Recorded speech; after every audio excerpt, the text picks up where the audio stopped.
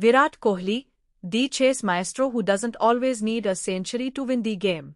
In a thrilling first ODI between India and New Zealand in Vadodara, it was Virat Kohli once again who anchored India's chase, not with a century, but with a performance that highlighted why he remains one of the most formidable chasers in modern cricket. Chasing 301 on a challenging pitch, Kohli looked set for another 100 as he cruised past the 90-run mark. But in sport, perfection often teeters on razor-thin edges. A momentary misjudgment saw him depart on 93 of 91 balls, just short of what would have been his 7th ODI century. Yet this was no ordinary innings. It was a masterclass in pace, patience, timing, and experience, one where Kohli dictated the tempo from ball 1. 2 halves of a brilliant knock. Kohli's innings unfolded brilliantly into contrasting phases. Aggression early. In the first half, he launched his attack, punishing loose deliveries and finding boundaries with elegance and authority. Smart game management later.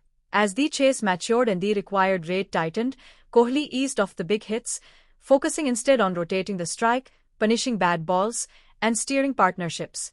His captain, Shubman Gill, summed it up perfectly. The way he's striking the ball makes things look easy, even on a tricky surface.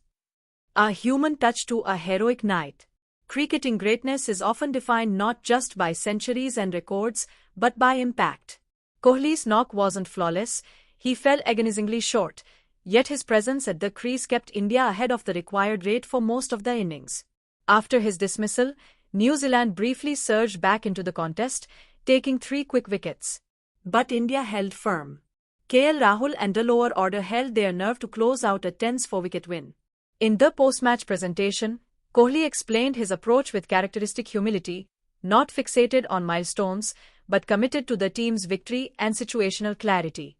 In a chase, with a total on the board, I had to play the situation. The only thing on my mind was getting the team into a position where we could win comfortably. Form, fitness, a legacy. This innings fits into a rich patch of form for Kohli. Since a low point on the Australia tour, he's piled up runs consistently, averaging over 155 across his last 5 ODI innings, and even became the fastest player to surpass 28,000 international runs, overtaking Kumar Sangakkara along the way.